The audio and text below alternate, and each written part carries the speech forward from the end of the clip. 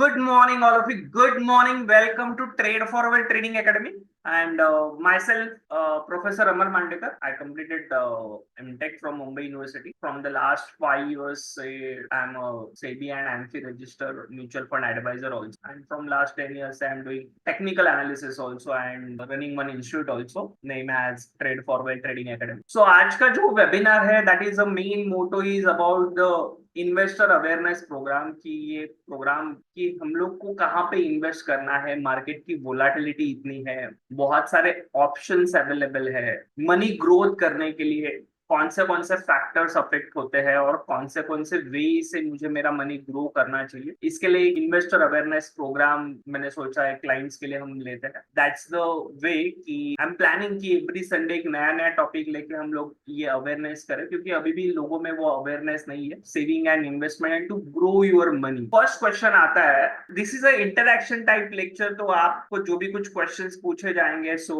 You can just type and give your answers also. पहला मेरा question है कि what do you do with your money. आप आपके पैसों के साथ क्या करते हो, जो आप पैसा कमाते हो, वॉट एवर में भी in the form of business के फॉर्म में होगा, या 90% सैलरी के फॉर्म में होगा, या कुछ रेंटल के फॉर्म में होगा। आपके कुछ शॉप्स होंगे, हाउस होंगे, उनका रेंटल आपको आता है, तो उसमें से आप सेव करते हो, पेड करते हो, या इन्वेस्ट करते हो। गिव मी द, आप कौन से टाइप के पर्सन हो मुझे जानना है। तो ये तीनों में से कौन सा टाइप है आपका, कि आप सेव करना पसंद करते हो। सेव मतलब आपने जमा करके रखा है आपके घर में, लॉकर में। सेकंड है कि स्पेंड करना पसंद करते हैं। एंड थर्ड वन इज कि आपको इन्वेस्ट करना पसंद है। तीनों में से कौन सा राइट फॉर्मेट है? Yes, just type and give your answer. What do you do with your money? Either you save, spend और इन्वेस्ट। 60% लोग बोल रहे इन्वेस्ट, और 20% मुझे बोले 20 to 30 स्पेंड, और 10 to 15% बोल रहे सेव। गुड। तो इसका आंसर क्या होना चाहिए? तो एक बहुत बड़े इन्वेस्टर है, आपको पता रहेगा, उनका नाम आपने सुना रहेगा, Warren Buffett. From the last 70 years से वो स्टॉक मार्केट में, उनका एज अभी 80 है एंड 70 इयर्स से वो स्टॉक मार्केट में। तो उनका एक फेमस स्टेटमेंट है जो मुझे बहुत अच्छा लगता है और बहुत इंपॉर्टेंट भी है, और एमपी के टाइटल में भी आता है वो, कि do not save what is left after spending, but spend what is left after saving. लोगों का क्या होता है कि भाई पहले मैं सब स्पेंड कर देता हूँ एंड उसके बाद जो बचेगा वो हम लोग इन्वेस्टमेंट के लिए देखेंगे। No, that is a wrong tendency. पहले आप सेव करो कि भाई मेरा सैलरी अगर 50,000 है या 1 लाख है, तो इसमें से 10 to 20% मेरा सेव रहेगा, मतलब सेविंग में जाएगा, इन्वेस्टमेंट में जाएगा, एंड रिमेनिंग 70 to 80% मुझे स्पेंड करना है। तो वो स्पेंड कुछ भी हो, बच्चों की फीस हो, रेंट हो, लाइट बिल हो, बच्चों के स्कूल फीस हो, या आपका सामान लाना हो मंथली, जो भी कुछ है। तो these are the different different type of spend, कि मुझे मूवी को जाना है या एवरी सैटरडे संडे मुझे आउटिंग करना है। These are various ways of spending. But तो भी आजकल एक ऐसा कल्चर आया है न्यू जनरेशन में, जो हमारा जनरेशन था, मतलब अभी राइट नाउ आई एम 43। तो जब भी हमारा बचपन था, तो डैड का जब भी सैलरी आता था, तो वो लिख के ही रखते थे कि भाई इतना इतना सबको देना है, और जो बचा है वो डायरेक्टली बैंक में जाता था। अभी मेरे जनरेशन में वो लिखना मैं भूल गया हूँ, मुझे नहीं पता मैं कभी लिख के रखता हूँ। जैसे कभी मोटा मोटा खर्चा अगर लिख के रखा, बाकी जस्ट स्पेंडिंग होता है। इन्वेस्टमेंट भी है उसी तरह। But I am worried about what about the next generation. जो मेरे अभी बच्चे हैं, एक 11 ईयर्स का, वो जब भी 30-35 ईयर्स के आएंगे, या जो करंट जनरेशन में देख रहा हूँ कि जिनका सैलरी काफी अच्छा है, मतलब previously I was a professor, तो मेरे बहुत सारे स्टूडेंट्स हैं जिनका पैकेज 30-35 लाख पैकेज है, ईयरली 30-35 लाख कमाते हैं, मतलब मंथली 2 to 3 लाख सैलरी है। अगर मैं उनको पूछूं कि चलो आप थोड़ा सेविंग करके इन्वेस्टमेंट, नहीं सर कुछ पैसा बचता ही नहीं है, मतलब उनका आंसर ये हो जाए। तो that is not the right way. फिर वो 2 to 2.5 लाख 3 लाख जो कमा रहे हैं, उसका कुछ मतलब ही नहीं बन। तो ये स्टेटमेंट हमेशा याद रखो कि आपको पहले सेविंग करना है, उसमें से जो बचेगा वो स्पेंड करना है। That is a real way of spending. I hope ये कोटेशन आपको, कोट जो लिखा है, बहुत इंप्रेसिव लगा होगा। पहले भी आपने सुना रहेगा, बट इसका इंपॉर्टेंट आज पता लगा रहेगा। If you feel such wow, just type wow. Feel wow, just type wow. बहुत जन ने ना एक वहां पे मैसेज दिया था, सेविंग। जैसे अपने, मतलब मेरी आजी थी, वो उसके बटुए में, मतलब किसी ने उसको पैसे दिए तो वो छुपा के रख देती थी डब्बे में। एंड बहुत जब भी हम जाते थे, तो वो उसमें से मुझे पैसे देते थी खर्च करने की। Now she is still alive, 98 99 years की हो गई है, बट अभी भी वो पैसे वैसे ही देती है कैश के फॉर्म। बट अभी जो है what's the wrong with just saving, मतलब ऐसा होता था ना कि भाई मैंने मेरे घर में पैसे रख दिए सेव करने के, बट वहां पे एक अनदर फैक्टर है जो लास्ट 15 ईयर्स में बहुत ज्यादा इंपैक्ट कर रहा है आपके सेविंग में, दैट इज इन्फ्लेशन। किसी को पता है करंट इन्फ्लेशन रेट क्या है? महंगाई, मतलब इन शॉर्ट, मतलब जो चीज भाई पहले 10 सालों में पहले 10 रुपए में मिलती थी, आज भाई 25 रुपया हो गई या 20 रुपया हो गई। महंगाई दर है ना, इन्फ्लेशन है। तो यहाँ पे एक सिंपल लैंग्वेज में मैंने बताया, अभी इन्फ्लेशन कैलकुलेट करने के लिए बहुत सारे टाइप। अभी का करंट इन्फ्लेशन रेट 7% प्लस है, मतलब अगर आप आपका पैसा सेव रख रहे हो तो और 10 साल के बाद और 5 साल के बाद वो जो पैसा रखा है वो किस काम का नहीं रहेगा। क्योंकि लोग मुझे बोलते हैं कि भाई मैंने एफडी में पैसा रखा है। आपको पता रहेगा एफडी का रेट पहले था 15-20%, 18% तक भी मैंने देखा है कि भाई पतपेड़ी और नॉर्मल बैंक के रेट भी 14% होते थे, जहां पे 3 4 5 सालों में पैसा डबल होता था। मेरे डैड एफडी में पैसा रखते थे, बट अभी लोग जो एफडी में पैसा रख रहे हैं that is a negative return. मतलब आज आपने 10 लाख रुपया रखे हैं और 11 साल के बाद आपको 20 लाख होने वाले, बट इन्फ्लेशन रेट ही 7% और आपको मिल रहा है 8% का रेट, मतलब 11 साल के बाद जो 20 लाख रुपया मिलने वाला उसका वैल्यू 10 लाख ही, that is called as inflation rate. मतलब 10 साल आपने वेस्ट किया, वो मनी को कुछ प्रोडक्टिव वे ही नहीं दिया, that is called as inflation rate. I hope you got the point. Inflation rate होता क्या है, या वो वेरी होता है 6.5 7 उसके इन बिट। सो आप जो इन्वेस्टमेंट कर रहे हैं वो इन्वेस्टमेंट ऑलवेज इन्फ्लेशन रेट से बड़ा होना चाहिए, तभी आप जाके सर्वाइव कर सकते हो नेक्स्ट 15 10 20 ईयर्स। एग्जांपल में अगर दे दूं, जब भी मैंने 20 ईयर्स पहले 23 ईयर्स पहले इंजीनियरिंग जब भी कंप्लीट किया, एट दैट टाइम फीस था 2000, फिर इंजीनियरिंग खत्म होते होते वो 4000 हुआ। आज वो इंजीनियरिंग की फीस 1.5 to 2 लाख है बहुत सारे कॉलेज, मतलब 20 ईयर्स में वो 2000 4000 का अमाउंट अभी 1.5 लाख हो गया। अगर मेरे बेटे को इंजीनियरिंग या मेडिकल में जाना है तो वो फीस मे भी 5 लाख हो जाएगा आफ्टर 10 15 ईयर्स। क्यों नहीं होगा? होगा ना। समझ में आ रहा है? मतलब वही है कि जहां पे पिताजी घर 5000 में चलाते थे, आज मुझे घर चलाने के लिए मिनिमम 70 to 80,000 चाहिए। वही 10 15 ईयर्स के बाद 1.5 to 2 लाख भी कम होंगे एक फैमिली को रन करने के लिए। Are you agree with my statement? If agree just type agree. तो इम्पैक्ट ऑफ इन्फ्लेशन क्या होता है? अगर लेटर से मैंने 5% पकड़ लिया, अभी तो 0.5 वगैरह है, मैंने 5% अगर पकड़ लिया, तो आज अगर आपको एक्सपेंसेस मतलब आपके खर्चे अगर 30,000 के हैं, तो 5 साल के बाद वो 30,000 की जगह पे आपको 40,000 लगेंगे, और वही 20 साल के बाद 30 का 80,000, मतलब 3 टाइम्स। जो मैंने आपको बताया, एक्सप्लेन किया ना, जैसे इंजीनियरिंग की फीस बढ़ रही है, तो आफ्टर 20 ईयर्स ये 1.5 लाख फीस या जो है वो डायरेक्टली 5 लाख हो जाएगी। या अभी बच्चों की फीस बढ़ गई है ना भाई, आप देखोगे तो 2 बच्चे की फीस 1.5, एक की 1.5 लाख है, एक की 1 लाख सीबीएसई बोर्ड। जहां पे मेरा स्कूल का फीस 1 रुपीज या 10 रुपीज था, वहां पे आज 1.5 लाख में पे कर रहा हूँ बच्चों के लिए, क्योंकि बिकॉज ऑफ इन्फ्लेशन, और अच्छा देना है उनको इसके लिए। और इम्पैक्ट ऑफ सेविंग क्या होगा उसके अलावा, मैं इन्वेस्टमेंट की बात ही नहीं कर रहा हूँ। दोनों में बहुत डिफरेंस है, इन्वेस्टमेंट करना और सेविंग करना। ये बात समझने के लिए मैं ये बता रहा हूँ। अभी सेविंग में आज अगर आप 1 लाख रुपीज सेव कर रहे हो, आपने सेव कर लिया भाई, डब्बे में छुपा के रख दिया, लॉकर में रख दिया या बक्से में रख दिया, 1 लाख रुपया, 20 साल के बाद वो 1 लाख रुपया आप खोल के निकालोगे तो वो 1 लाख रुपए का वैल्यू 30 या 35,000 ही रहेगा। उतना इरोजन, मतलब जो चीज 1 लाख में मिलती थी वो 20 साल के बाद 35, मतलब वो पैसों की वैल्यू 35,000 हो जाएगी। Is that clear? So that is the expense में भी बदलाव आएगा और आपके सेविंग को भी इंपैक्ट होगा। तो ये दोनों से परे क्या है, दैट इज इन्वेस्टमेंट। तो उसके लिए आज एक इन्वेस्टमेंट अवेयरनेस प्रोग्राम हम लोग रन कर। तो इसका सोल्यूशन क्या है? Start investing. कहाँ पे? सेव करना, और सेव करने के बाद आपको इन्वेस्ट करना बहुत जरूरी है। बहुत बार ऐसे सुना रहेगा, यार काश 10 15 साल पहले मैंने अगर ये घर लिया रहता, ये प्रॉपर्टी ली रहती, या 10 15 साल मैंने ये गोल्ड में कहाँ पे इन्वेस्ट किया होता, या 10 15 साल पहले मैंने ये स्टॉक खरीदा होता, तो आज मैं करोड़पति हो जाता। बराबर, ये स्टेटमेंट आपने बहुत जन से सुना रहे। मतलब मैं एक एग्जांपल देता हूँ कि मैंने मेरा इन्वेस्टमेंट राइट टाइम पे स्टार्ट किया। मतलब मेरा ऐसा लगता है कि कभी भी लेट किया, बट ठीक है, जब भी मैंने मेरा इंजीनियरिंग खत्म किया उसके नेक्स्ट ईयर से ही मैंने मेरा म्यूचुअल फंड इन्वेस्टमेंट स्टार्ट किया। फिर मैंने प्रॉपर्टी भी 2006-7 में ही ले लिया था, जहाँ पे प्रॉपर्टी के रेट बहुत डाउन थे। मतलब मैं एग्जांपल दूं तो जब भी मैंने एक प्रॉपर्टी परचेस की थी 2007 में, कुछ 15 लाख में ली थी, बॉम्बे की बात कर रहा हूँ, कांदिवली में। वो 2018 में मैंने I sold out at 95 lakh. But उतना जो पीरियड था, मतलब 10 12 साल में 15 का 6 गुना बना, उतना पैसा आज प्रॉपर्टी में नहीं बनेगा, क्योंकि वो राइट टाइम पे राइट इन्वेस्टमेंट। बात समझ में? मतलब राइट टाइम पे राइट जगह पे राइट इन्वेस्टमेंट करना, ये समझदारी का इशारा होता है। और राइट टाइम पे कौन सा इन्वेस्टमेंट परफेक्ट होगा वो बताने के लिए आज का वेबिनार है। तो आज के वेबिनार का मोटो सबको समझ में आ गया रहेगा क्या करना है। और पैसा आपको इस जगह पे ही इन्वेस्ट करना है कि पैसा आपके लिए काम करे, आप पैसों के लिए काम नहीं करो। मतलब दोनों में बहुत फर्क है। बहुत जन ऐसा होता है, जैसे अभी आप अंबानी को देखोगे तो पैसा उसके लिए काम कर रहा है, मतलब दिन ब दिन। अभी आज लास्ट 1 ईयर से वो शादी में बिजी है, बट ठीक है, उनका कंपनी, उनका फैक्ट्री सब चल रहा है क्योंकि पैसा उनके लिए काम कर रहा है, वो पैसों के लिए काम नहीं कर रहा। ये पता होना बहुत जरूरी है। और पावर ऑफ कंपाउंडिंग, मतलब पैसों को कई गुना कैसे मल्टीप्लाई कर सकते हैं, वो सोर्स,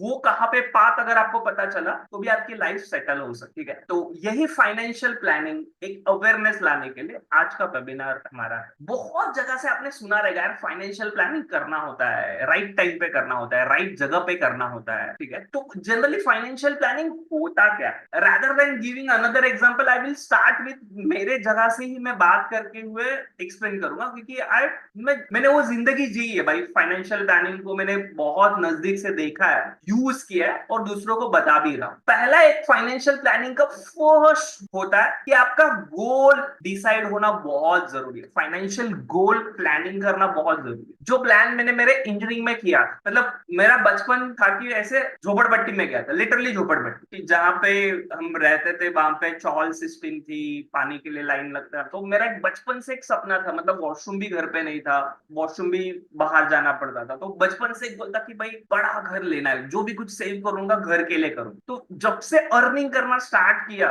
मतलब 12th स्टैंडर्ड से मैंने अर्निंग करना स्टार्ट किया, तब से मेरा गोल था कि मुझे घर के लिए ही मुझे पैसे सेव करने। एंड वो सपना मेरा कंप्लीट हुआ 2007-8 में, मतलब ऑलमोस्ट 6-7 इयर्स पूरी मेहनत करके जो भी कुछ इन्वेस्टमेंट किया था, सेविंग नहीं बोल रहा, क्योंकि I started my investment in 2002 only. जब भी मैंने मेरा इंजीनियरिंग कंप्लीट किया उसी दिन पहले सैलरी के बाद ही मैंने मेरा इन्वेस्टमेंट म्यूचुअल फंड में करना स्टार्ट किया 2002 से। एंड फिर वो जो बचा हुआ पैसे था, तभी तो एफडी में भी काफी अच्छे रिटर्न्स थे, 14-15% तो एफडी में भी आते थे, तो एफडी का कुछ पैसा था, या गोल्ड में इन्वेस्ट किया था, वो सब पैसे रिडीम करके फिर 2007 में पहले एक घर लिया। That is my major goal. But वो घर भी नॉर्मल चॉल टाइप माड़ा सोसाइटी में था। फिर 2007-8 में फिर थोड़ा और हुआ, तो फिर पता चला कि नहीं, अभी जो मैं इन्वेस्टमेंट करूंगा वो बड़े घर के लिए करूंगा, मतलब I want to be in the flat system में जाना। तो ये जो गोल ओरिएंटेड आप जब भी करोगे, तो वो गोल लेने के लिए, मतलब अगर मुंबई सबब में अगर मुझे घर लेना है तो minimum my investment should be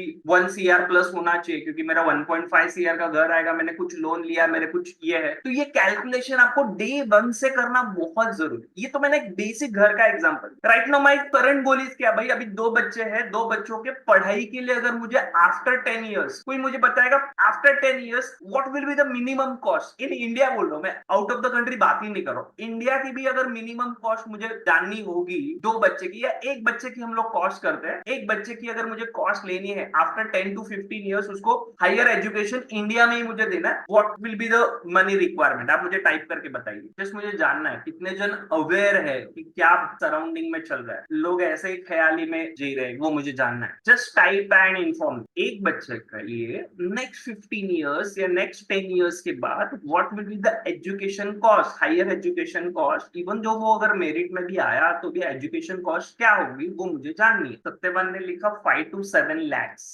good, maybe that 5 to 7 lakhs you are talking about for 1 year. मैंने इंजीनियरिंग का जस्ट एग्जांपल दिया ना। 20 इयर्स बैक मेरे टाइम फीस था 4 to 5,000, आज वो फीस हो गया 1.5 lakhs। Then after 10 to 15 years that 1.5 lakhs becomes 5 to 7 lakhs per year, only the college fees. What about the other expense? Good, Ashish Khorke ने राइट आंसर दिया एंड सरिका ने भी राइट आंसर दिया। एज पर माय कैलकुलेशन, अगर उसको कोई भी well qualified post graduation करके कंप्लीट करना है तो that minimum cost should be 50 lakhs as per current scenario और इन्फ्लेशन रेट। अगर मुझे कैलकुलेट करके सब करना है तो 50 lakhs 1 बच्चे का खर्चा आएगा, एंड 2 बच्चे के लिए मिनिमम 1 CR। सो वो प्लानिंग मुझे अब से करना बहुत जरूरी है। तो वो प्लानिंग सिचुएशंस क्या होगी, फिर उसके हिसाब से असेट एलोकेशन करना कि मुझे किस में करना है, प्रॉपर्टी में करना है, गोल्ड में करना है, स्टॉक्स में करना है, म्यूचुअल फंड में करना है, किस में करना है, डेट में करना है, एफडी में करना है, वो प्लान करके इन्वेस्ट करना है अकॉर्डिंग। ब्लाइंडली एंड इन्वेस्ट करके मुझे भूल नहीं जाना है। जो मेजर गलतियां करती है, जो मैंने मेरे लाइफ में भी की है, कि मॉनिटर नहीं करते लोग। जहां पे मैंने इन्वेस्टमेंट किया है या जहां पे मैं कर लिया है, वो एज पर इन्फ्लेशन से मुझे बड़ा रिटर्न दे रहा है कि नहीं दे रहा है, वो मुझे चेक करना है। अगर नहीं करोगे तो फिर गलती हो जाएगा। जैसे मैं मेरा एग्जांपल देता हूँ, लाइक मेरा सगा मामा LIC एजेंट था, है मतलब अभी भी, जो मेरे से अभी बात नहीं करता। मतलब ऐसा था कि 2002 में मैं जब पास आउट हो गया, मेरी फर्स्ट सैलरी अच्छी खासी 35-40,000 सैलरी थी, तो वो पहले दिन ही घर पे आया और उसने पॉलिसी निकाल दी मेरी कि नहीं ये करना। और घर वाले भी, भाई मामा ही है तो ये बताएगा राइट, कभी कुछ पता नहीं था ना, मामा है। और एक बार जो में मेरे फ्रेंड्स भी थे, वो बोलते थे म्यूचुअल फंड और स्टॉक्स में कर, तो वो भी चालू, बैचलर था तो फिर पैसे इन्वेस्ट हो जाते। तो मैं वही बता रहा हूँ कि मैंने कभी फिर वो फोकस नहीं किया कि मैं क्या कर रहा हूँ। फिर एवरी ईयर जब भी सैलरी होती थी, कुछ LIC का नया प्रोडक्ट निकला, वो आ जाता था, पॉलिसी भरता था, कहाँ पे इन्वेस्ट कर रहा है क्या मुझे कुछ नहीं पता। वो यही पता था कि अरे ये बहुत अच्छा रिटर्न देगा, बहुत अच्छा रिटर्न। और 90 मतलब ऐसे 13-14 पॉलिसी थी, उसमें से 90% अभी एक्सपायर होने आ गई, मतलब उसका टेन ओवर खत्म हो गया है। अभी जो मैं कई पॉलिसी एक्सपायर होके मैच्योर होके अभी हाथ में आ रहा है, तो कोई भी पॉलिसी ने मुझे 7.5% से ज्यादा रिटर्न नहीं दी। ये मुझे 2017-18 में पता चल गया था, क्योंकि मैं तभी एक्टिव था स्टॉक मार्केट और इसमें, तो मैंने देखा कि इसके रिटर्न ही नहीं आ रहे, डिजिटाइजेशन तो हो चुका था। तो मैं वही बता रहा हूँ कि मैंने मॉनिटर नहीं किया। और वही LIC का पैसा अगर मैं म्यूचुअल फंड में डालता, तो LIC से मुझे अगर 50 लाख आए, तो वो म्यूचुअल फंड मुझे 1.5 CR देके जाता, क्योंकि यहाँ पे रिटर्न सिर्फ 7.5% से है और यहाँ पे मुझे कंपाउंडिंग मिलता। तो ये डिफरेंस है कि मॉनिटर करना बहुत इंपॉर्टेंट है, इवन दो आपका सगा होगा तो भी। Is that clear? I hope मेरे जैसे बहुत जन के साथ हुआ रहेगा, क्योंकि वो जनरेशन ही ऐसा था कि भाई LIC मतलब भरोसे वाला। आई एम नॉट सेइंग कि LIC वही अच्छा है, but as per inflation rate that is not good current scenario के हिसाब से, क्योंकि वो मॉनिटर करना बहुत जरूरी है। तो ये फाइनेंशियल प्लानिंग इंपॉर्टेंट क्यों होता है? क्योंकि इंपॉर्टेंट इसीलिए होता है कि आपका जो फाइनेंशियल गोल है, क्योंकि हर एक गोल फाइनेंस के साथ ही रिलेट होता है। मतलब आपको घर लेना है, गाड़ी लेना है, यूरोप टूर करना है, बच्चों का शादी करना है या पढ़ाई करना है, बेटी की शादी करना है, ये सारे जो कार लेना है, ये सारे गोल फाइनेंस के साथ ही अटैच होते हैं, ठीक है। या सेकेंड है to enhance your standard of living, आपको अच्छा रहना है। जैसे मेरा था कि भाई चौली में रह रहा हूँ, चौली से मुझे अच्छे सोसाइटी में जाना है, अच्छे सोसाइटी से मुझे फ्लैट में जाना है, तो स्टैंडर्ड ऑफ लिविंग। इमरजेंसीज आते हैं, कुछ लिक्विड फंड भी आपको चाहिए कि भाई जहाँ पे एजेड पेरेंट्स होते हैं कि वो बीमार है, तो उनके लिए कुछ ये कि आपका टैक्स भी प्रॉपर से होना चाहिए। आजकल तो ये नया है कि भाई पैसा तो मैं कमा रहा हूँ बट टैक्स ही इतना पे कर रहा हूँ, सब जगह पे टैक्सेस लगे, GST लगा है, तो वो सबसे बच के भी मुझे पैसे सेव करके पैसे को ग्रो करना है, ठीक है। एंड सबसे बढ़िया मतलब पैसा तो is the secondary, peace of mind cool होना चाहिए। वो कभी होगा अगर आप प्रॉपर वे ऑफ इसको सैक्रिगेट करके प्रॉपर वे में करोगे, तो उसके लिए ये आज का वेबिनार है। आई होप आप बोर नहीं हो रहे हो कोई भी। Are you enjoying? Yes. Warren Buffett ji का और एक स्टेटमेंट मुझे बहुत अच्छा लगता है, इसके लिए मैंने एक कोट में लिखा है, never depend on single income, make investment to create a second in source of income. Marathi मध्ये एक होतं की एक ना धड भाराभर चिंध्या, मतलब कुछ तो एक ही काम पे फोकस कर यार, सब 10 जगह पे मुंह मारने की जरूरत नहीं। बट अभी इन्वेस्टमेंट पॉइंट ऑफ व्यू देखोगे तो वैसा नहीं है। मतलब ऐसा होता है कि भाई कमाने वाला आदमी एक और खाने वाले 7-8 है, तो वो पैसा जमेगा कैसे, आगे जाएगा कैसे, उसके लिए ही अभी भी एक सिंगल इनकम पे डिपेंड मत रहो। आपका जो भी कुछ इनकम आ रहा है उसको काम पे लगाओ कि वो आपके लिए फर्दर इनकम जनरेट करेगा। इनकम से इनकम जनरेट करना, that is called as second source of income, ठीक है। मतलब वॉरेन बफेट जी का इतना वेल्थ है कि वो एप्पल को खरीद सकते हैं, कोका कोला को खरीद सकते हैं। मतलब कोका कोला का जो CEO है ना, उसका जितना सैलरी है उससे ज्यादा तो डिविडेंड आता है Warren Buffett ji Coca Cola के शेयर्स। तो investing in the right asset can help to create the wealth in the long term. यहाँ पे मतलब ऐसा लॉन्ग टर्म विजन लेके अगर आप इन्वेस्ट कर रहे हो, तो that will give a impact for the longer run. अगर एग्जांपल दूं, हमारे सेंसेक्स की अगर एग्जांपल दूं, जहां पे 83 से सेंसेक्स चालू हुआ था 100 रुपीज के फॉर्म से, 2003 तक ऑलमोस्ट 10,000 तक ही था। लेकिन जहां से एक्चुअल जर्नी जो चालू हुई है 2013 के बाद, 2008 में भी मैसिव फॉल था, and now Sensex at all time high near to about 80,000। और ये सेंसेक्स देखते देखते नेक्स्ट 50 इयर्स में 5 लाख भी हो जाए, क्योंकि निफ्टी का टारगेट अभी 1 लाख निकाल रहे हैं। मैं हमेशा लोगों को बोलता हूँ कि आपका जो भी कुछ इन्वेस्टमेंट है ना, वो गोल ओरिएंटेड होना चाहिए। ये मेरा टॉपिक पहले क्लियर हुआ, बट यहाँ से आगे जो भी मैं भी इन्वेस्टमेंट की बात करूं, विदाउट गोल ओरिएंटेड इन्वेस्टमेंट आपका लॉन्गर रन के लिए नहीं चलेगा। मतलब ऐसे होगा कि आपका कुछ गोल ही नहीं है। मेरे पास भी बहुत मतलब ऑलरेडी 500 प्लस इन्वेस्टमेंट हैंडल कर रहा हूँ म्यूचुअल फंड में। तो यहाँ पे बहुत सारे कि सर आपका गोल क्या नहीं है, ऐसे ही पैसा बचा है इसके लिए किया। फिर जब भी उनके पास कुछ इमरजेंसी आएगी ना, वो पैसा अपने आप निकले, दूसरा थॉट्स नहीं रहेगा। मतलब मैं एग्जांपल दूं कि 2007 से मैंने अगेन म्यूचुअल फंड में इन्वेस्ट स्टार्ट किया था कि फॉर द पर्पज ऑफ कि भाई मुझे फ्लैट में जाना है। 2007 से 2018 तक लाइफ में बहुत सारे प्रॉब्लम्स है। प्रॉब्लम्स इंसान है तो प्रॉब्लम तो रहेगा ही, बहुत सारे अप डाउन, क्योंकि मेरा बिजनेस था,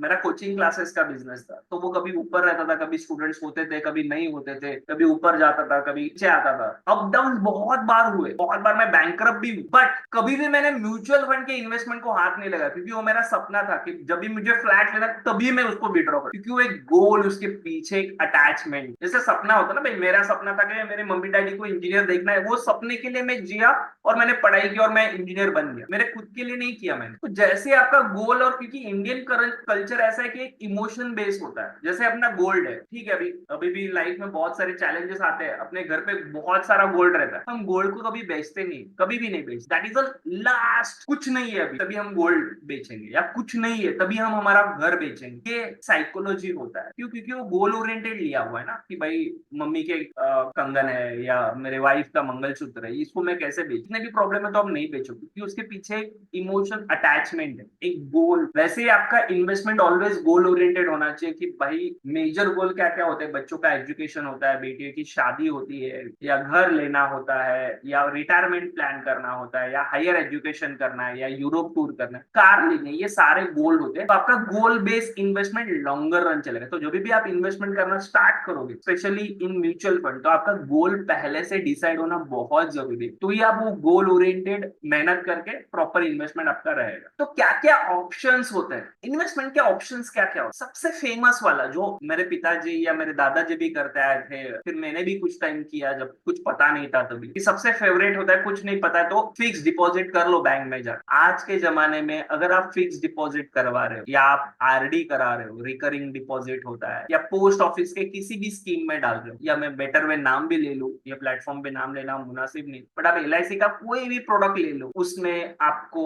8% से ज्यादा नहीं मिलता। ठीक है, अब अगर सीनियर सिटीजन हो तो 8.5 वगैरह एफडी में मिल जाए, but that is not the right way. मतलब 7% तो मेरा इन्फ्लेशन है, मतलब सिर्फ आप 1.5% के लिए काम करो। और आपको मैं बता दूं, जब भी आपको 7% या 8% एफडी में मिल रहा है, तो आप टीडीएस और टैक्स जो भी कुछ कट के आपको 8% नहीं मिलेगा, 6 या 6.5% मिलता है। तो उसके लिए तो, और इन्फ्लेशन रेट मेरा 7% है, महंगाई में कुछ टैक्स रेट वगैरह कुछ नहीं रहता, वो तो बढ़ते ही रहने वाला है। तो आपको इनडायरेक्टली नेगेटिव रिटर्न। सेकंड मैंने बोला था प्रॉपर्टी में, मैं हक से बोलूंगा कि आपका पहला प्रॉपर्टी आप रहने के लिए ले रहे हो, then that is a good. अगर आप investment point of view property ले रहे हो, तो that is not good at all, क्योंकि प्रॉपर्टी आपको पहले जैसे अभी रिटर्न नहीं देंगी। जो 2008 क्रैश के पहले जो प्रॉपर्टी के रेट थे, जहां पे 10 गुना 15 गुना, मतलब आपने सोचा रहेगा कि भाई अरे ये फ्लैट तो 1 लाख में मिला था, आज 1 करोड़ में मिल जाए। बट आज 1 करोड़ का फ्लैट 10 करोड़ नहीं होने वाला। वन टाइम इन्वेस्टमेंट के लिए प्रॉपर्टी ठीक है, एज ए नया कुछ लेने के लिए प्रॉपर्टी में इन्वेस्ट करना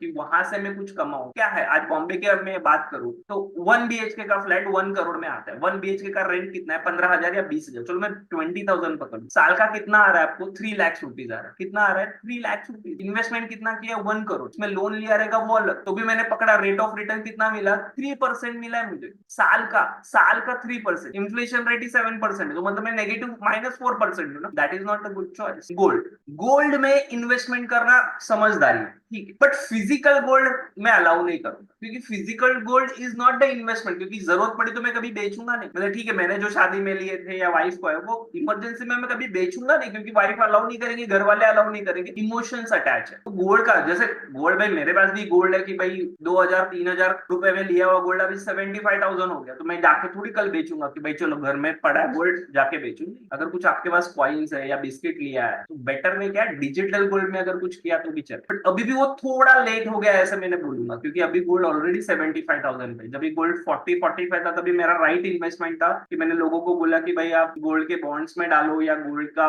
SIP करो, that is the right investment. अभी मैं नहीं बोलूंगा। बहुत जन इंश्योरेंस में करते हैं जो LIC के है। Insurance is also not a right type of investment, that is a one type of of protection है। प्रोटेक्शन में मैं ऑलवेज बोलता हूँ दो प्रोडक्ट आपके पास होने ही चाहिए कंपलसरी। पहला, मेडिक्लेम आपके पास होना बहुत जरूरी, आपके आपके वाइफ का, आपके मम्मी डैडी का और बच्चों। मम्मी डैडी का अगर एज हुआ रहेगा तो कांट हेल्प, जैसे मेरे से गलती होगी कि मैं मम्मी डैडी का नहीं निकाल पाया, अभी तो उनका एज हो गया तो अभी नहीं निकल पा रहा, अभी डाउट में बोथ आर 75 प्लस, तो वो एक थोड़ी मिस्टेक हो गई मेरे से कि उनका मैं मेडिक्लेम मैं जब ये अर्न कर रहा था तभी निकालना बहुत जरूरी था, जो मैं नहीं निकाल पाया। बट आपके पास अगर हाथों में है तो आपका निकलना बहुत कंपल्सरी। तो अभी तो मेरा है, वाइफ का है, बच्चों का है, तो मेडिक्लेम। सेकंड, आपका टर्म प्लान जो अर्निंग मेंबर है, मे बी मेल होगा फीमेल होगा, जो भी कुछ अर्निंग मेंबर है, हस्बैंड वाइफ दोनों भी अर्निंग मेंबर है, तो दोनों का टर्म प्लान होना बहुत जरूरी है। क्यों जरूरी है? क्योंकि ये समझना बहुत जरूरी है। फॉर एग्जाम्पल अभी ये मेरा ऑफिस है, दैट इज ऑन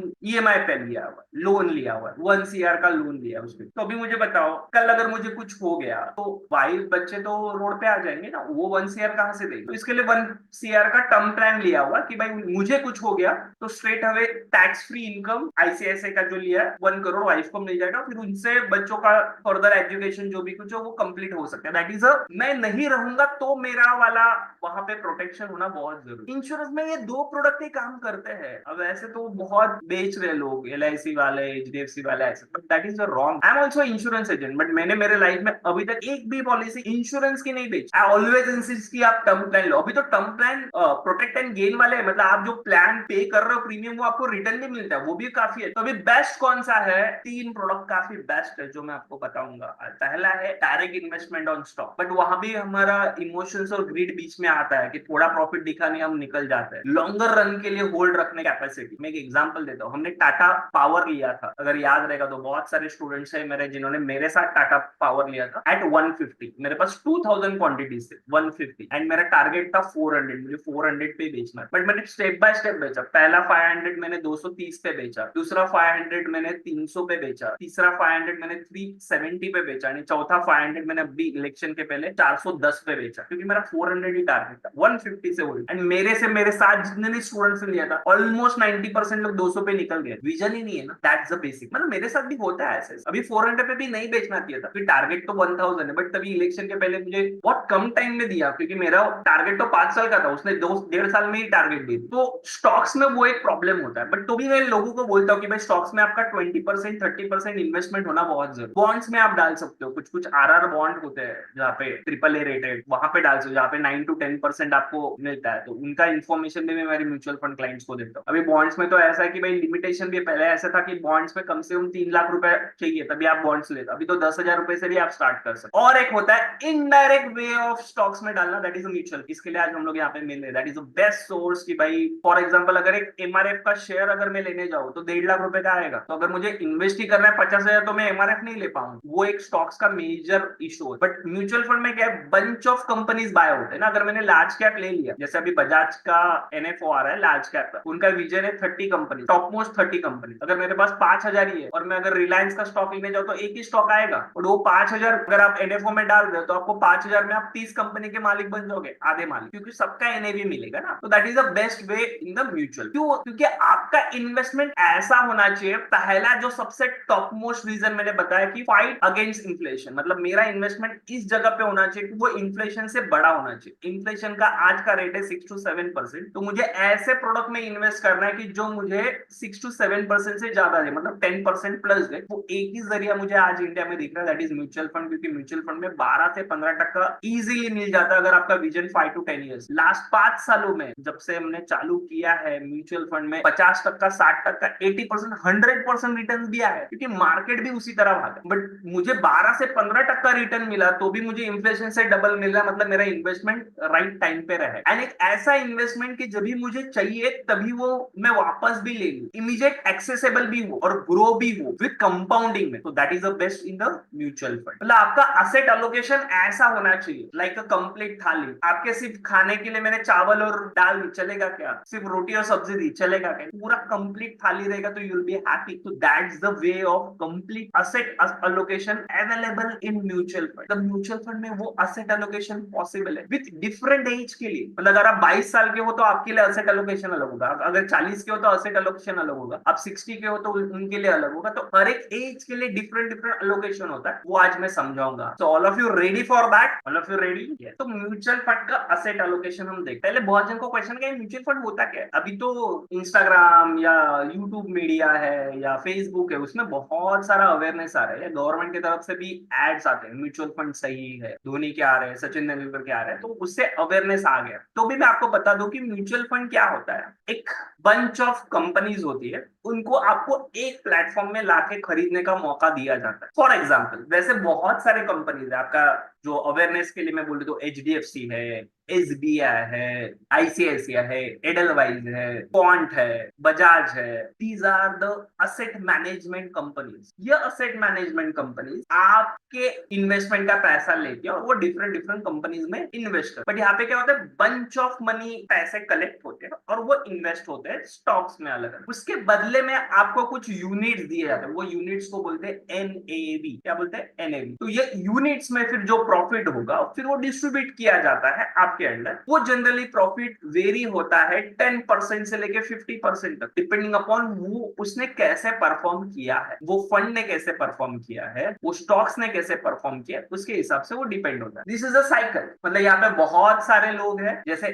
मैं इन्वेस्ट करता हूँ कि भाई मंथली एसआईपी मेरा 5,000, 10,000, 20,000, कई मेरे क्लाइंट्स जिनका 1 लाख एसआईपी भी जाता है, ऐसे बंच ऑफ लोग साथ में आते हैं। आपके लिए बता दूं, कल एक नया रिकॉर्ड हुआ इंडिया में, 23,000 करोड़ कलेक्ट हुए हैं in the month of July ना। 23,000 करोड़, ये नंबर 2015 में 4,000 करोड़ पे था। कितना मंथली कलेक्शन अपना कितना था म्यूचुअल फंड का? 4,000 करोड़। आज कितना है? 25,000 करोड़। तो भी एज पर अपने पॉपुलेशन के हिसाब से ओनली 5% लोग ही अभी भी इन्वेस्ट कर रहे हैं म्यूचुअल फंड। कितना बोला मैंने? 5%। ये पॉपुलेशन जब भी 50% इन्वेस्ट करना चालू करेगा, तो ये मिशन में मैं भी हुई है, वेबिनार के बाद अभी 10 लोग इन्वेस्ट करना चालू करेंगे, ऐसे बहुत सारे लोग हैं अवेयरनेस करने वाले। तो ये नंबर, आज का दिन, आज का टाइम याद रखना। 5 सालों के बाद जब भी हम लोग मिलेंगे, आफ्टर 5 इयर्स, तो रेगुलरली मिलेंगे आफ्टर 5 इयर्स, आज का दिन, आज का टाइम नोट डाउन करके रखना। ये number may be 1 lakh crore के ऊपर जाए मंथली इन्वेस्टमेंट में। बोल मतलब एक जमाना ऐसे था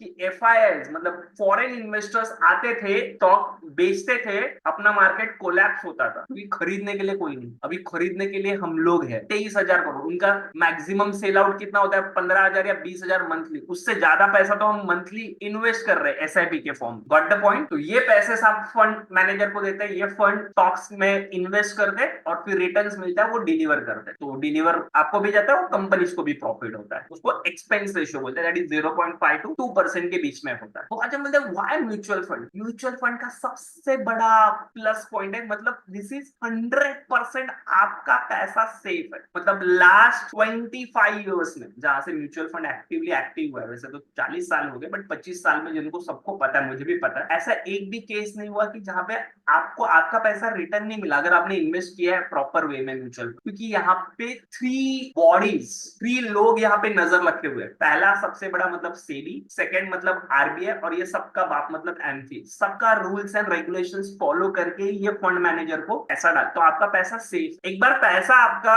मैं कंपैरिजन करो, गर्व से बोल सकता हूं, लेटेस्ट से मैं बताऊं कि आपका पैसा, लेटेस्ट से आपने एसबीआई बैंक में रखा, एग्जांपल दे रहा हूं मैं, एसबीआई के एग्जांपल दे रहा हूं, और ऐसा ना होगा, लेकिन लेटेस्ट से एसबीआई बैंक कल बंद हो गई, गवर्नमेंट की तो भी बंद हो गई, जैसे श्रीलंका में भी हो गई थी बैंक, जैसे बांग्लादेश में अभी चल रहा है, लेटेस्ट से ऐसा कुछ हो गया, अपनी बैंक बंद हो गई। कोई भी प्राइवेट ले लो, यस बैंक ले लो, चलो यस बैंक बंद हो गई, तो आपका पैसा मिलने के चांसेस कितने हैं? एज पर गवर्नमेंट लॉस आपको 3 लाख रुपीज ही मिलेंगे। आपने इवन 1 करोड़ भरे या 10 करोड़, ऐसा यहाँ पे नहीं। आपने अगर 10 करोड़ भरे तो आपको पैसा मिलेगा डिपेंडिंग अपॉन सिचुएशंस क्या है, क्योंकि पैसा प्लस माइनस होता है। और यहाँ पे पैसा एक कंपनी में इन्वेस्ट नहीं होता, बंच ऑफ कंपनीज में। मतलब अगर आपने लार्ज कैप में इन्वेस्ट किया तो आपका पैसा रिलायंस में है, इन्फोसिस में है, एमआरएफ में है, ऐसे 30, 40, 50 कंपनी में। तो एक साथ सारी 50 कंपनी बंद हो जाएगी क्या? नहीं, पॉसिबल नहीं। उनका प्रॉफिट रेशियो कम ज्यादा हो सकता है, तो ये सेबी रेगुलेट। सेकंड क्या? लो कॉस्ट है, कॉस्ट कुछ है ही नहीं, हार्डली 0.5% चार्जेस होते हैं, दैट इज निग्लिजिबल। मतलब आप 1 लाख रुपए जब इन्वेस्ट करते हो तभी 500 रुपया फंड मैनेजर वगैरह लेता है, 500 रुपया हार्डली, इसमें से ही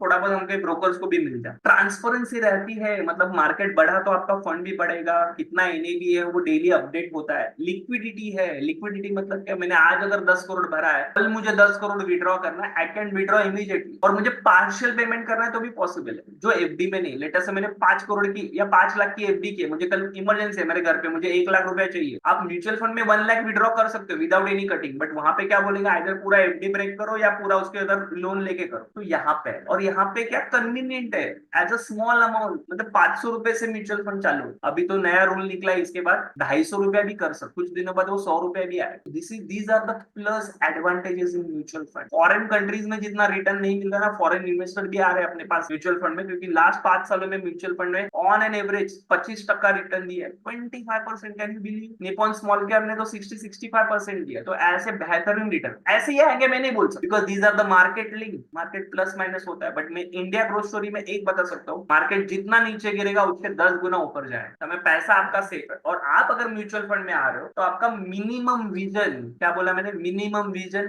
5 to 10 years का होना चाहिए, तो ही म्यूचुअल फंड आपके लिए। और अगर एसआईपी कर रहे हो तो लो रिस्क, आपका रिस्क है ही नहीं अगर आप एसआईपी कर रहे हो, ठीक है। लमसम में कभी कभी ऐसे हो सकता है, जैसे आपने पैसे आज भरे, नेक्स्ट महीने में या 2 महीने में मार्केट गिर ही रहा है, तो मे भी आपका इन्वेस्टमेंट नेगेटिव वो टाइम के लिए देखे, बट 5 साल में आप डेफिनेटली पॉजिटिव जाएंगे। मतलब ऐसा कोई भी फंड इंडिया का, मैं लिख के दिखा सकता हूँ, कंटिन्यू 5 साल नेगेटिव का ऐसा कोई भी फंड नहीं कि 5 साल रखने के बाद मुझे नेगेटिव रिटर्न हो ही नहीं सकता, क्योंकि ऑन एन एवरेज 12% तो रिटर्न है, 12%, वो भी कंपाउंडिंग। कंपाउंडिंग का मतलब, आप पावर ऑफ कंपाउंडिंग में थोड़ी देर के बाद आपको बताऊंगा, ठीक है। तो म्यूचुअल फंड में स्ट्रक्चर और शेड्यूल कैटेगरीज होना, पता होना बहुत जरूरी है। मतलब मेजर कैटेगरीज क्या होते हैं, लिक्विड फंड है, इक्विटी फंड है, डेट फंड है, टैक्स सेविंग फंड है, रिटायरमेंट फंड है, चाइल्ड फंड है। कौन से फंड में आपको डालना है वो पहले से पता होना चाहिए, और वो प्रॉपर एडवाइजर अगर आपके पास है, मैंने कहा कि सारथी आपके पास होना बहुत जरूरी है, कि जो आपको राइट टाइम पे राइट डायरेक्शन दे। वही काम trade for wealth trading academy से मैं कर रहा हूँ लास्ट 5 साल में, और मैंने बहुत सारे क्लाइंट्स का अच्छा पोर्टफोलियो बनाया। तो ये जो भी कुछ है कैटेगरी, ये कैटेगरी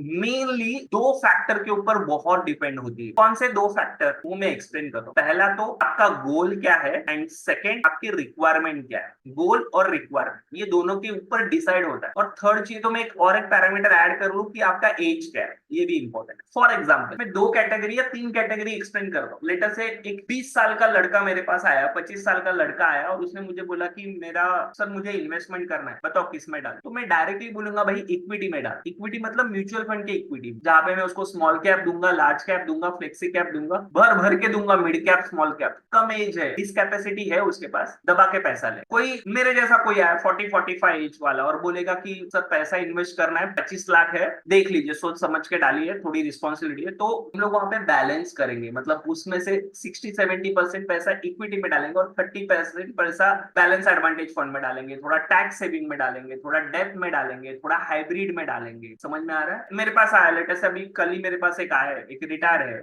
उनको रिटायरमेंट का 40-50 लाख मिला है, सर मुझे इन्वेस्ट करना। मैं कंपलसरी बोलता भाई रिटायरमेंट फंड है तो मैं कंपलसरी इसको हाइब्रिड में और डेट में डालूंगा, पैसे कम मिले, रिस्क कम हो, प्रॉफिट भी हो, that is hybrid and debt. तो ये सब मैं समझाऊंगा कमिंग लेक्चर्स में, जैसे होगा कि डेट क्या होता है, लिक्विड क्या होता है, वो सब। तो आपके आपके पास सिर्फ पैसा और आपको इन्वेस्टमेंट करना ये फैक्टर नहीं, आपका गोल क्या है, कितने साल आप रुक सकते हो, आपकी रिस्क कैपेसिटी क्या, उसके हिसाब से हमको बताना पड़ता है। जैसे Nippon small cap high risk high beta factor है, स्मॉल कैप में है ना, उसने रिटर्न भी 60-70% दिया है, मिड कैप 50-40% रिटर्न दिया है, बट वो कभी किनके लिए, जब ये हाई रिटर्न होगा। मैं एक बार बता देता हूँ आपको, तो आपको पता चलेगा, मेरे क्लाइंट का बता देता हूँ। यहाँ पे आप देखोगे अभी ये एसआईपी का है, मतलब लास्ट 2 साल में, 2 साल भी नहीं, 1.5 ईयर एसआईपी कर रहे हैं, एसआईपी में 45% का रिटर्न है। बट आप इसको देखोगे एज कम है ना, मतलब मेरी स्टूडेंट है, एज कम है, मतलब हार्डली 30 ईयर्स की है, सैलरी अच्छा है, तो small cap and mid cap ही दी है। क्यों? मुझे पता है इनके पास बहुत टाइम। बट कोई अगर एजेड वाला कोई मेरे पास आया तो मैं उनको स्मॉल कैप मिड कैप देने से पहले 10 बार सोचूंगा, उनकी रिस्पॉन्सिबिलिटी क्या है, वो पैसा थोड़ा कम हुआ तो उनको चलेगा कि नहीं चलेगा, वो पूछने के बाद ही मैं उनको बताऊंगा। तो ये एज फैक्टर बहुत बहुत इंपॉर्टेंट होता है, और आपका पैसा आपको कैसे लगाना है वो भी इंपॉर्टेंट होता है। तो ये जस्ट एक एग्जाम्पल मैंने दिया कि देखो 50-50% भी रिटर्न दिए, कई की फंड ने 100% भी रिटर्न दी, पर उसने 100 दिया, इसके लिए सब में फंड में 100 मिलेगा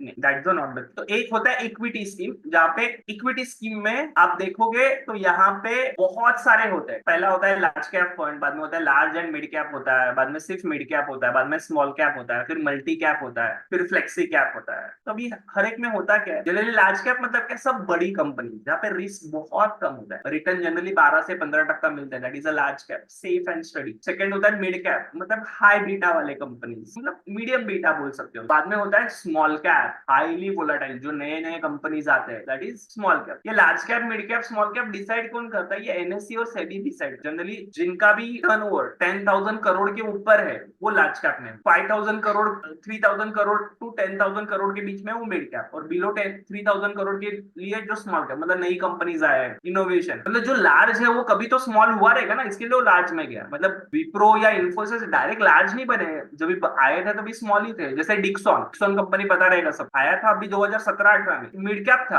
आज लार्ज कैप हो गया, बाद में मल्टी कैप। मल्टी कैप में सब कुछ आ जाता है, लार्ज मिड, थोड़ा डेप भी आता है, थोड़ा इक्विटी भी आता है, flexi cap, large mid small cap सबका कॉम्बिनेशन। तो ये सब आपको पता होना बहुत जरूरी। फिर थोड़े टैक्स सेविंग फंड भी होते हैं, दैट इज ईएलएसएस बोलते हैं, या सबसे ज्यादा जो मैं जो करता हूँ that is thematic base. Theme base होना बहुत जरूरी है, मतलब करंट मार्केट में क्या चल रहा है वो, या फोकस फंड, मतलब पर्टिकुलर वो चीज के ऊपर ही फोकस, ये दोनों का कॉम्बिनेशन में करता हूँ कि सेक्टर और थीम बेस। जैसे 2 साल पहले हमने थीम पकड़ा था पीयूसी सेक्टर का, 100% रिटर्न दिया है, 100%, कैन यू इमेजिन। या एचडीएफसी डिफेंस फंड 120% रिटर्न 8 महीने में। ऐसे थीमेटिक फंड, जैसे अभी नेक्स्ट 5 सालों में कौन सा थीम ज्यादा चल सकता है, इसमें मैं लोगों का पैसे लेता हूँ भर भर के, भाई मार्केट किधर भी है ये थीम चलने वाला है। पहला थीम कौन सा है पता है आपको, एनर्जी। 140 करोड़ प्लस पॉपुलेशन में सबसे ज्यादा रिक्वायरमेंट किसका है, एनर्जी। और गवर्नमेंट का भी विजन है एनर्जी घर घर तक जानी चाहिए। आज भी 78 ईयर्स हो गए तो भी अभी भी कई सारे गाँव में अभी भी लाइट जाती है। मेरे गांव में, कोल्हापुर के सिटी में बाजू में गांव है, तो भी हफ्ते में 2 दिन लाइट नहीं होती, रात को तो नहीं होती। ये क्यों, तो शॉर्टेज है ना, तो ये शॉर्टेज को कंप्लीट करना एज पर पॉपुलेशन, तो पहला गोल एनर्जी सेक्टर है। सेकंड मैन्युफैक्चरिंग, तो आज के यंग लड़के से जिनको स्टाइफंड भी देना गवर्नमेंट ने, महाराष्ट्र गवर्नमेंट ने अनाउंस किया है, तो भाई मैन्युफैक्चरिंग होगा इंडिया में जितना, और आ रही है ना।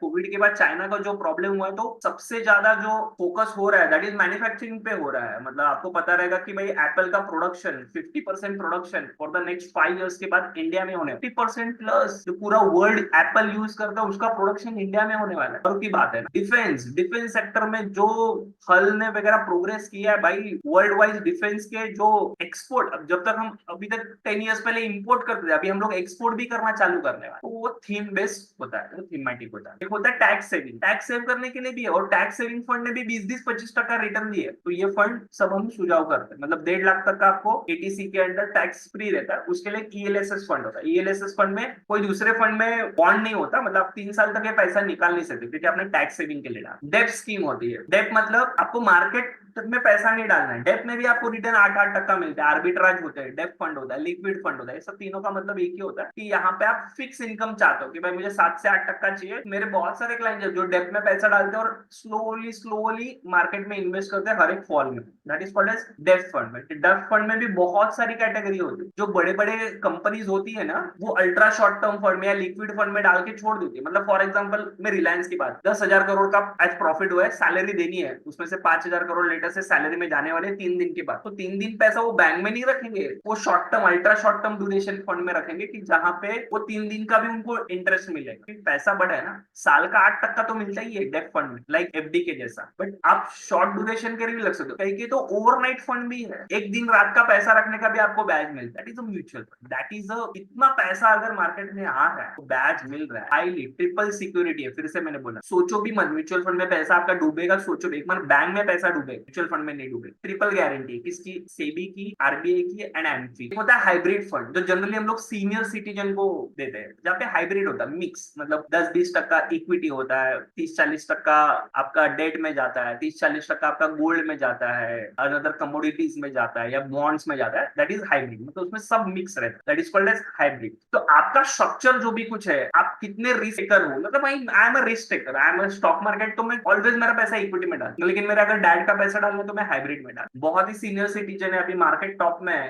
तो मैं बोलूंगा भाई डेब्ट में लो, फिर धीरे धीरे पैसा डालो, या लिक्विड में लो। तो ये डेब्ट और लिक्विड में सेम ही मानता हूँ दोनों मोड्स ऑफ इन्वेस्टमेंट। मतलब पैसा डालने के लिए यहाँ पे क्या अलग अलग वे। पहला तो होता है लमसम कि भाई मेरे पास सिर्फ 10-15 लाख आए, मुझे डालना है। तो ऐसे मेरे बहुत सारे क्लाइंट्स हैं 15 लाख लेके आए थे, पैसे डाले एंड देन अभी उनका पैसा अच्छा ग्रो हो रहा है, that is called as lump. Second होता है जो that is the most effective, that is SIP, systematic investment plan. जब भी आपका सैलरी आएगा उसी दिन पैसा डाल दो, अपने आप जाएगा आपके बैंक से cut, that is called as SIP। उसमें आपका बहुत अच्छा ग्रोथ हो सकता है SIP के फॉर्म में। लॉन्गर रन का SIP, मतलब एक एग्जांपल मैं हमेशा देता हूँ, 15 साल के लिए अगर आप एवरी मंथ 15,000 रुपया डालते हो, 15% का रेट ऑफ इंटरेस्ट मिलता है, 15 साल में तो मिल ही जाता है, उससे ज्यादा ही मिलता है। 15 साल के बाद आपके पास 1 करोड़ रुपया हो ना, दैट इज रूल ऑफ 15-15-15। आज से ही अगर मैंने 15,000 इन्वेस्ट करना चालू किया, इकट्ठा 1 करोड़ तो आ ही नहीं सकता, बट आज से मेरा सैलरी 50,000 है, मैंने ठान लिया कि मैं 15,000 में इन्वेस्टमेंट करूंगा एवरी मंथ, 15 साल के लिए नॉन स्टॉप कर रहे हो, तो 15 साल के बाद आपके अकाउंट में 1 करोड़ रुपया रहेगा। समझ में आ रहा है? नेक्स्ट होता है सिस्टमेटिक ट्रांसफर प्लान, ये भी काफी इफेक्टिव है, STP। और एक भी होता है SWP। STP मतलब क्या, अभी लेटेस्ट से मार्केट ऑल टाइम हाई में, किसी को लमसम डालना, तो मैं क्या करता हूँ, आधा पैसा मार्केट में लिया, क्योंकि टॉप और बॉटम किसी को नहीं पता रहता। और मैंने फिर से बताया ना, लेटेस्ट से चार्ट पे आ गए, ये देखो चार्ट, मार्केट जितना ज्यादा गिरेगा उतना ज्यादा बढ़ेगा। मतलब 2008 का फॉल है, इसमें 60% मार्केट गिरा था, कितना 60, 2 साल में फिर से रिकवर हो गया। 2 साल, 2009 से 2011, फिर 2015 का क्राइसिस आया था, इकोनॉमिक क्राइसिस था, 2020 का कोविड क्राइसिस था, 50% गिरा। 2 साल में मार्केट डबल दुगना हो गया। बीच में अभी वॉर की सिचुएशन वगैरह थे, उससे भी उबर के मार्केट ऊपर चला गया। मतलब मार्केट इंडियन मार्केट है, जितना गिरेगा उतना ही दुगना। मतलब यहाँ से डेवलपर से मार्केट टॉप है, बहुत जन मैसेज मार्केट गिरा तो अच्छी बात है ना, गिरा तो उसके दुगना बढ़ेगा, गिरा तो दुगना बढ़ेगा। मैं फिर से बोल रहा हूँ, mark my word. Next 10 years India growth story, आज का वेबिनार उसके लिए भाई। Next 10 years India growth story, India पे आप पैसा लगा रहे हो, कोई कंपनी पे नहीं, इंडिया पे लगाओ। नेक्स्ट 10 साल के बाद आप याद रखोगे कि भाई ये आदमी ने बोला था पैसा लगा है, पैसा मस्त हो।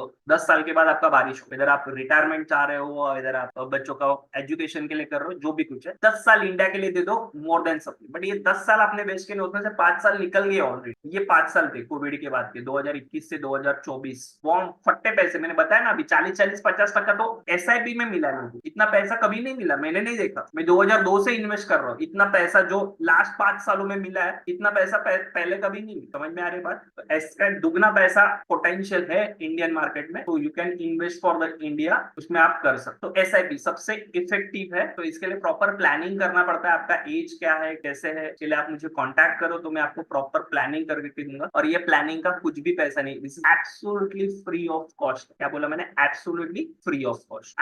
SEBI register, AMFI register broker, तो हमको कंपनी से पैसा आता है, आपके पैसों से कुछ लेना देना है। बट तो भी लोग चार्ज करते हैं ये फाइनेंशियल प्लानिंग करने के लिए 5,000-2,500। मैंने खुद पे किया था, जहाँ पे मैंने म्यूचुअल फंड में मैंने 2,500, तभी तो म्यूचुअल फंड के लिए भी 2,500 देना पड़ता था, बैठ के कौन सा फंड है क्या है, क्योंकि मैं स्टडी कर रहा हूँ ना, अभी तो सब available. How to invest in mutual fund, तो उसके लिए आपको क्या चाहिए, सबसे इंपॉर्टेंट आपका पैन कार्ड और आधार कार्ड चाहिए। पैन कार्ड और आधार कार्ड लिंक होना बहुत जरूरी है। आपका पैन कार्ड और आधार कार्ड लिंक नहीं तो लिंक कर लो। मेरे पास अभी भी इतने सारे क्लाइंट्स आते हैं, उनका लिंक नहीं, अभी लिंक करने के लिए 1,500 या 1,000 रुपए पेनल्टी भरनी पड़े। और यही दिवाली के बाद 10,000 रुपए पेनल्टी होने वाली है, क्योंकि उनको गवर्नमेंट को कंपलसरी पैन और आधार, ब्लैक मनी को रोकने के लिए वो कर रहे हैं। फिर आपका KYC होना जरूरी है, मतलब आधार पैन कार्ड लिंक है तो हो गया। फिर बैंक होना चाहिए, कोई भी एक नेशनलाइज बैंक में अकाउंट ओपन करो। सबसे बेस्ट मैं बोलूंगा ICICI है, HDFC है, कोटक है, बेस्ट है, प्राइवेट बैंक रहेगा। फंड बहुत जल्दी आ जाता है। अभी मेरे पास बहुत सारे क्लाइंट है जिनका महाराष्ट्र बैंक में पुराना अकाउंट, पैसे विड्रॉ करने का 6-7 दिन लगते हैं पैसे आने के लिए उनके अकाउंट में। यहाँ पे 2 से 3 दिन में विड्रॉल हो जाता है, 3 दिन में आपके पैसे आपके अकाउंट में आ जाते हैं। मोड ऑफ इन्वेस्टमेंट आप फिजिकल भी कर सकते हो, मतलब फॉर्म भर के, जैसे पहले होता था 2015 के पहले, अभी तो सब ऑनलाइन हो चुका है, तो ऑनलाइन भी कर सकते हो, फिजिकल भी कर सकते हो। बहुत जन को डर लगता है कि भाई ऑनलाइन में 20 लाख 50 लाख कैसे ट्रांसफर करूं, तो आप फिजिकल चेक वाइज भी दे सकते हो, फिजिकल फॉर्म भर के। तो मैंने पहले बता दिया था कि NAV है, उसका कैलकुलेशन कैसे होता है वो मैंने बताया। और मैं ये भी बता चुका हूँ कि ट्रिपल ग्रेडेड प्रूफ है, SEBI का है, RBI का है और MP का है। अभी सबसे इंपॉर्टेंट है टैक्सेशन ऑफ म्यूचुअल फंड। ये बहुत इंपॉर्टेंट कंसेप्ट है, ये लोगों को समझ में नहीं आता। मैं प्रैक्टिकली बताता हूँ, लेटेस्ट से एक एग्जांपल लेके, लेटेस्ट से अभी यहाँ पे मैंने यहाँ पे बताया कि ये 1.5 ईयर में ये इतना प्रॉफिट है, लेटेस्ट से 2 लाख का प्रॉफिट है। अभी ये 2 लाख अगर ये क्लाइंट को विड्रॉ करना है, मतलब इन्होंने पे कितने किए थे 4.5 लाख, अभी हो गए 6.5 लाख, ठीक है 4.5 का 6.5 हो, अब ये 2 लाख इनको अगर विड्रॉ करना है तो अभी रूल क्या है टैक्सेशन का सुन लो। पहले 10% था, 2018 के पहले वो 10% भी नहीं था, पता है आपको, जब भी मैंने मेरा फंड विड्रॉ किया तभी 10% भी, तभी फ्री था, अभी नए गवर्नमेंट के बाद आया, अभी के इसमें वो 12.5 हो गया, मतलब म्यूचुअल फंड में 12.5% टैक्स। कोई बोलेगा सर मेरा ही 45 है उसमें भी मैं 12% टैक्स दूं, नहीं, जो प्रॉफिट रहता है उसके ऊपर आपको टैक्स देना, मतलब ये 2 लाख के ऊपर आपको 12.5 दे, बट उसमें भी एक ये है पर ईयर पर पर्सन उसके अकाउंट में से 1 lakh profit tax free withdraw कर सकते, मतलब ये क्लाइंट ने अगर चाहा कि मुझे कल 2 लाख रुपए विड्रॉ करना है तो उसमें से 1 लाख तो टैक्स फ्री रहेगा, मतलब 1 लाख के ऊपर टैक्स नहीं भरना, आउट ऑफ दिस 2 लाख सिर्फ 1 लाख के ऊपर टैक्स रहेगा 12.5, मतलब 12,500 रुपए उसको टैक्स के फॉर्म में देने पड़े। वो तो सब जगह रहता है ना भाई, एफडी में भी टैक्स लगता है, तो आपके प्रॉफिट में से दे रहा है, आपके इन्वेस्टमेंट पे नहीं। मतलब लेटेस्ट से ये क्लाइंट ने कल पूरा पैसा विड्रॉ कर लिया तो पूरे पैसे में से उसको कितना टैक्स देना है 12,500, सिर्फ 1 ही लाख विड्रॉ किया तो उसको टैक्स नहीं देना। ये बात समझ में आ गई सबको, मतलब आपको जो भी कुछ टैक्स लगेगा वो प्रॉफिट में से लगेगा, not for your investment. Profit में का भी 1 लाख प्रॉफिट टैक्स फ्री रहता है। Is that clear? अगर ये क्लियर है तो जस्ट टाइप क्लियर, क्योंकि यहाँ पे बहुत जन को कंफ्यूजन रहता है। तो ये टैक्सेशन का था, तो ये सारे क्वेश्चंस थे। तो इसमें एनएफओ भी आता है, तो उसके बारे में भी हम कमिंग डेज में लेक्चर लेंगे, that is new fund offer, मतलब कोई म्यूचुअल फंड लॉन्च होने से पहले उसका एनएफओ ऑफर देता है, उसमें भी इन्वेस्टमेंट करना बहुत मुनासिब होता है, मतलब ऐसे बहुत सारे एनएफओ हमने सजेस्ट किए तो 6 महीने 1 साल में भी डबल हो चुके हैं। तो मुझे यही कहना है कि नेक्स्ट 10 years इंडिया के लिए you can participate in India growth story अपने पर्सनल ग्रोथ के लिए। तो mutual fund is one of the source कि जिसमें आप बहुत अलग अलग जगह से, इसमें पेंशन स्कीम भी है, इधर चिल्ड्रन एजुकेशन फंड भी आता है, डेफ फंड भी आता है, लिक्विड फंड भी आता है, लार्ज कैप आता है, स्मॉल कैप आता है, लिक्विड फंड आता है, बैफ आता है, एक सिस्टमेटिक विड्रॉल प्लान का भी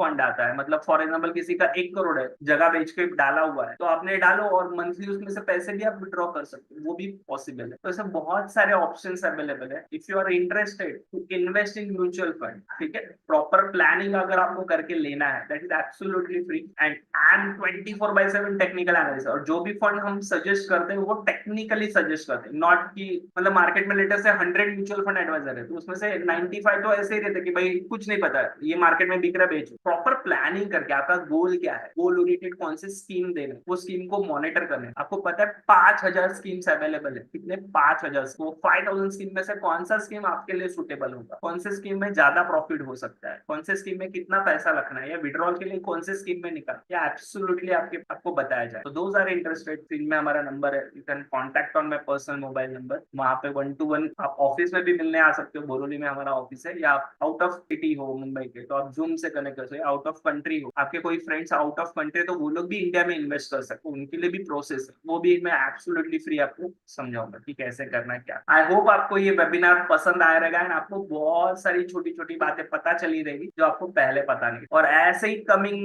वीकली 1 या 15 दिन में एक हम लोग वेबिनार लेते रहेंगे कि जहाँ पे म्यूचुअल फंड की अंदर की बातें कैसे वर्क होता है, क्या होता है, कहाँ पे पैसा डालना है, कैसे करना है, वो सब कुछ हम बताएं। Thank you all of you, thank you.